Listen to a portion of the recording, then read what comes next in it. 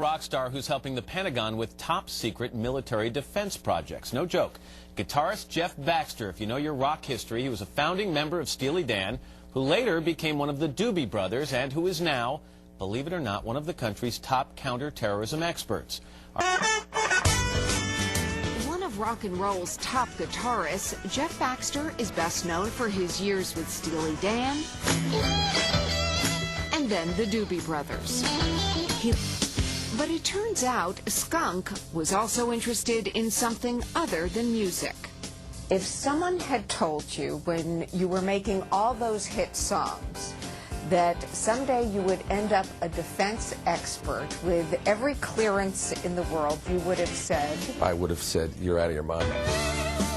It began in the mid-'80s when Baxter, researching music technology, started reading about weapons systems, became a self-taught expert, and for the fun of it, wrote a 5-page paper on missile defense. So one day, I don't know what happened, I sat down at my Tandy 200 and wrote this paper about how to convert the Aegis weapon system, why it would make sense to convert it to do theater missile defense, because it would be on a mobile platform, give the United States a new role in NATO in the 21st century. I have no idea. I just did it. At the moment, Baxter chairs the Congressional Advisory Board on Missile Defense and is a highly paid consultant for the likes of Northrop Grumman and General Atomics, to name a few. As you got further and further involved in this, weren't you ever thinking, wait a minute, I'm a musician. I'm a rock star. Interestingly enough, most of the people grew up listening to my music, and the lieutenant commanders and majors, who are now 3- and 4-star generals and admirals, could sort of relate. Do you miss being a full-time rock star? No, because to me life is a series of adventures, chapters, and I have a wall full of gold records and platinum records and awards, and I'm very proud of it. But I learned what it meant to have someone say, we need you in room 125A, and you walk in and there's just 2 guys there, and they shake your hand and say, thank you very much, you did a good job. Matt, this was always sort of a hobby for him. He says 9/11 made it a calling. About 5 years ago, almost 6 years ago now, I was sitting outside the office of General Clapper, and I picked up a copy of a publication, classified publication, but has some unclass stuff in it, called Studies in Intelligence. And he wrote an article about the revolution in intelligence analysis. And that's part of my job, so I was looking at that. It was fascinating. He started to talk about improvisation.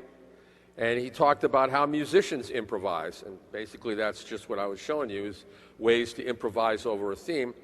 And he said, if we could teach our analysts, and our intelligence analysts, to improvise, we could then teach them how to use their gut feeling, how to use, call it intuition, whatever it is, and their own basic assumptions and understandings to help with the intelligence analysis program. I read this and I went crazy. So Jim hung up the phone and said, Skunk, I said, stand by, Jim, I'll be right there. I got to make a phone call. So I made the call, and I called a friend of mine over there and says, I got to meet this guy. I have to get together with this guy. I really like what he's talking about. So I went and had lunch with him, and it was a fascinating, fascinating lunch. We've become good friends. As a matter of fact, Bill now teaches the intelligence course at the University of Maryland.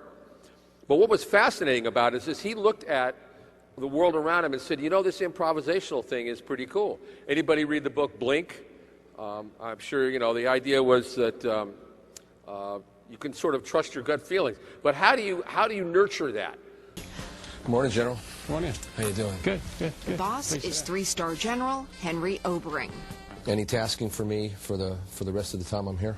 Well, What does Jeff bring to the table that other defense experts don't? In a word, out-of-the-box thinking, meaning that he comes at problems and he comes at challenges that we may face with a very different perspective.